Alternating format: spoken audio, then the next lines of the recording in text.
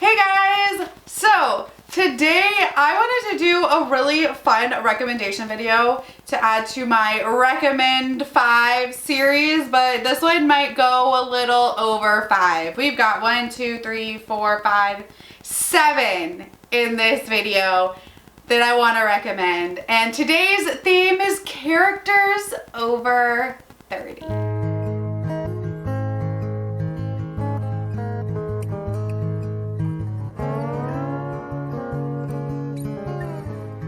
I'm old, and because I am older, I am over 30 myself, something that I enjoy seeing in books is characters that are like older. Maybe like their late 20s, early 30s, like characters that I can kind of relate to. Because isn't that kind of what we want when we read? We all kind of look for ourselves in a book. We look for things that we relate to, like personality traits or age or looks or whatever it may be. I think we all kind of look for ourselves in the books that we read, and that is one of the reasons that I like reading about people that are over 30, because I am as well. And I wanted to share with you some books that I love that have main characters that are 30 or over, because let's face it, most of the books that we read here on BookTube are YA, and they all have very young protagonists. Even a lot of our adult fantasy books have very young protagonists. Like, I love The Poppy War, and it is an adult fantasy, but the protagonist is still like a teenager. She's like 19, right? So all of these are adult books, and then all of them feature main characters over 30. The first one I want to talk about is Eye of the World. This is the first book in the Wheel of Time series, and the character is Moraine. She is an Aes Sedai, so she is a female that can do magic. She is our Gandalf character, okay? This is very Lord of the Rings heavy, which I don't hate on. I love that. So she is basically our Gandalf character. She is our wizard come to save the farm boys and to show them a new path and to take them on this quest and to protect them. And, you know, she knows more than she's letting on, and I love her. Maureen was probably one of my top favorite characters in the series so far. Granted, I've only read the first 2 books. So I can only tell you based on books 1 and 2 that so far Moraine is one of my top favorite characters. She's older, she's wise, she's not like old, but she's like, I think like in her 40s, 42-ish is what I looked up and found. So definitely over 30. But she takes no shit, and she takes care of these farm boys. And even if they don't like it, she takes care of them. And I really recommend picking this one up if you want a really cool, like, female over 30 who is basically like a mentor Gandalf wizard figure. The next one I want to talk about actually has 2 characters that are over 30 that I absolutely adore. And that is The City We Became by N.K. Jemisin. And the 2 characters that I want to discuss are Brooklyn and Bronx. Alright, so the first one is Brooklyn. Brooklyn is a former gangster rapper turned mother and politician before she's turned into the embodiment of Brooklyn itself.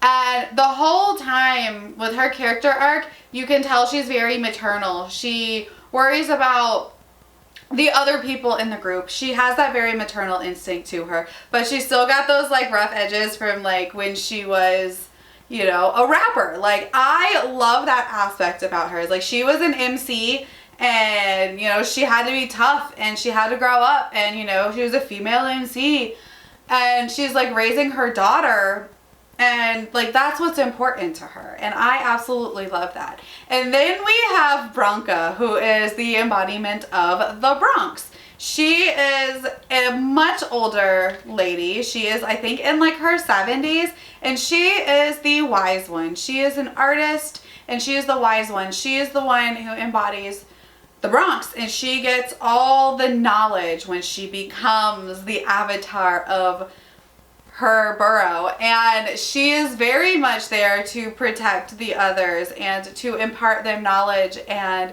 give them her wisdom, and I just love her. And she also just takes no shit. Like, she's just like, I'm too old for this, like, right to the point, and she ain't gonna take no shit off nobody, and I absolutely love that. Alright, the next one that I want to mention that has some really awesome characters over 30 is Women's War by Jenna Glass.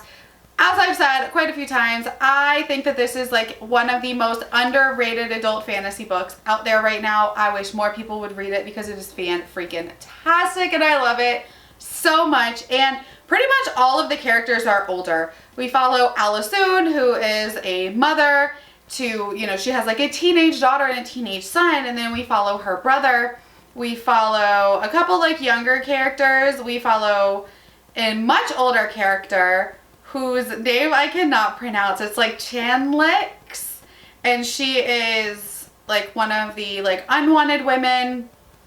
It is just such a cool story. It is a very brutal world, a very patriarchal society, but it is done well.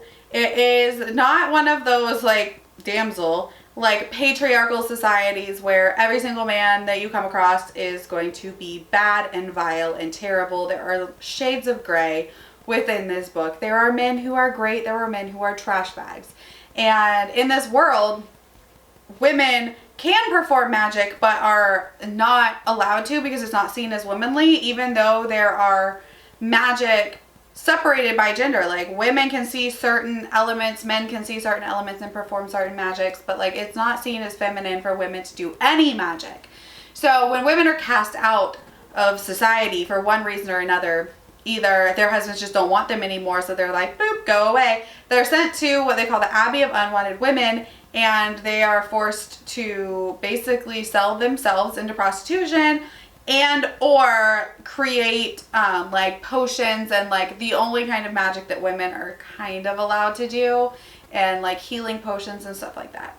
So Alisoun is the daughter of like the head of this Abbey for Unwanted Women, and her mother used to be married to the king. So the king is actually Alisoun's dad, but she has been like disowned basically because the mother was cast out and like sent to the abbey, and so he could remarry for political reasons, and like it's a whole mess.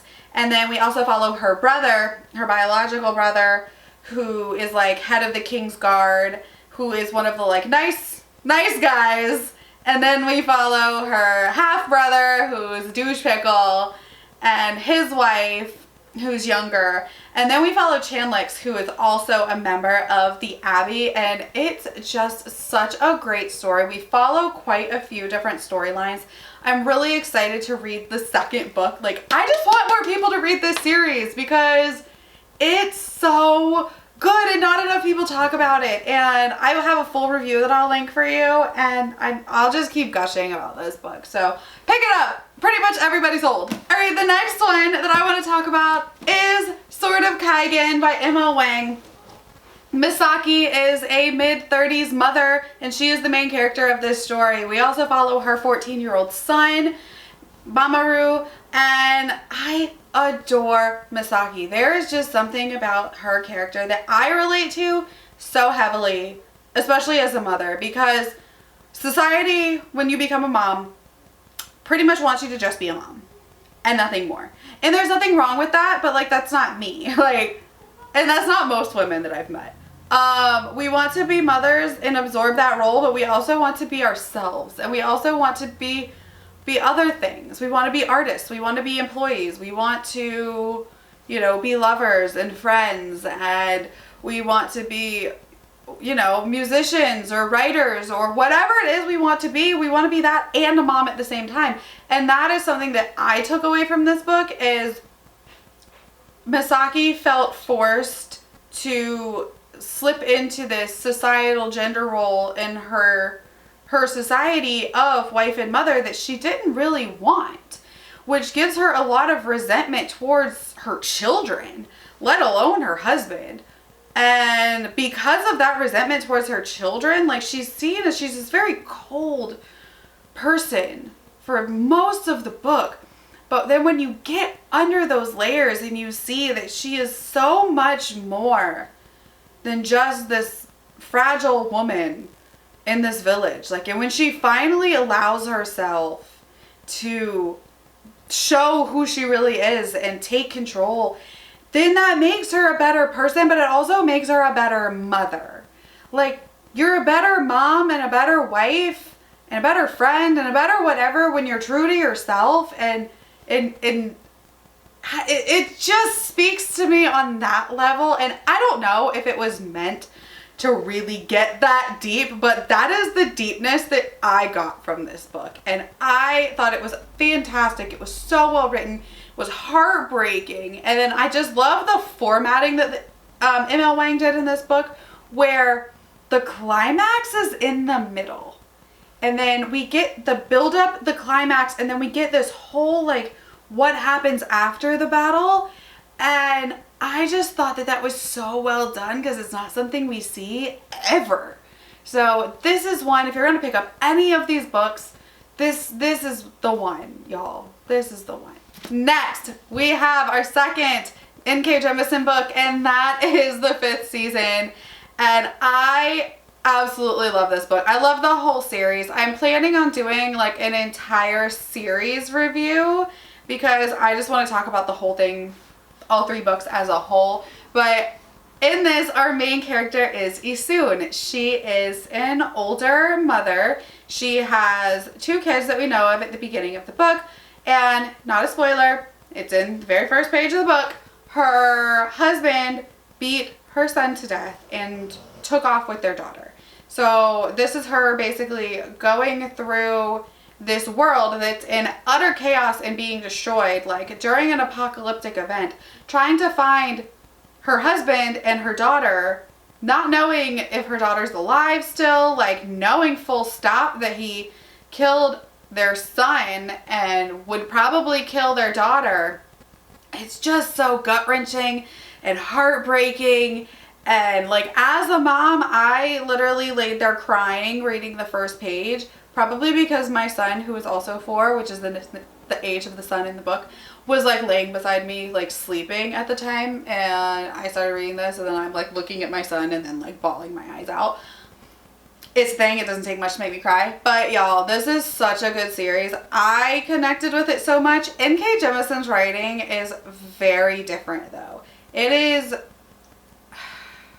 It can be very hit or miss for people.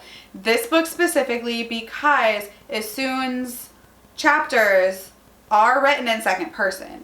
For me, that works.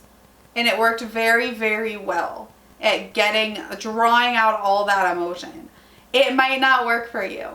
I do recommend giving it a try though, because it is a fantastic book. And there is a reason that she won 3 Hugo Awards. We also have Words of Radiance. Really the whole Stormlight Archive. This is just the first one I could grab.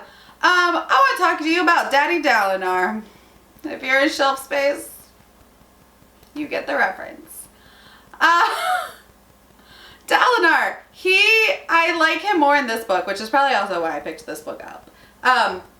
Dalinar is this older dude who was a soldier, and he's still a soldier, but now he's like fighting for peace and trying to unite his kingdom after the death of his brother. And everybody thinks that he is shitbag crazy, because he used to be what they call the Blackthorn, and now he's like advocating for peace, and they're like, you can't do both, sir. And he's also having like visions, and everyone thinks he's crazy. But is he crazy, or is he something else? We don't know. You don't know. But he is a fantastic, fantastic, deep layered character, and I love him so much. I didn't think that he'd be one of my favorite characters, but he really, really is. I love seeing his relationships develop. I love seeing him with his sons, and I'm really excited because I'm pretty sure Oathbringer is like Dalinar's book, and kind of like how Way of Kings was Kaladin's book, and then this is like Shallan's book. So I'm pretty sure Oathbringer is Daddy Dalinar's book. So I'm excited to get more of his actual backstory, but he is such a cool character and he is definitely older, so he fits this list. All right, and the last one that I want to talk about is Kings of the Wild by Nicholas Eames.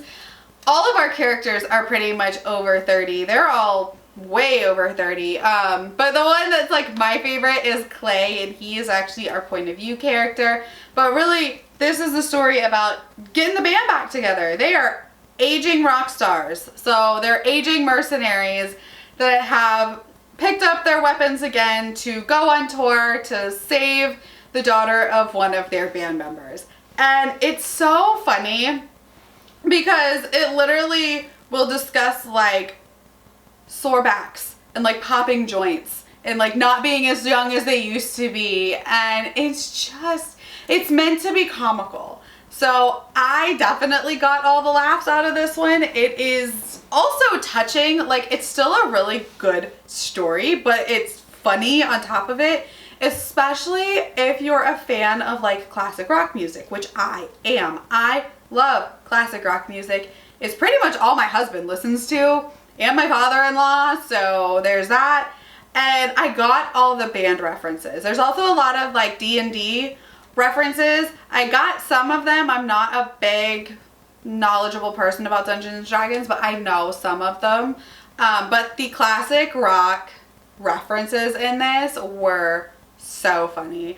There's so many good characters in this. I also really like Maddie, who's the king, and he's like aging and fat and just like not who he used to be. And he used to be like all the girls loved him, and now he's like this heavy, overweight like king with a bunch of kids that aren't his. And it's just a cool story with some really great characters, and you can definitely tell like this is the perfect book if you like older characters, because they really lean into like them being old. These are all of the books that I recommend you read if you like older characters 30 and up. Well, this was fun. Thank you guys for hanging out with me. My name is Jessie. I make videos every Monday, Wednesday, and Friday, and I will see you next time. Bye.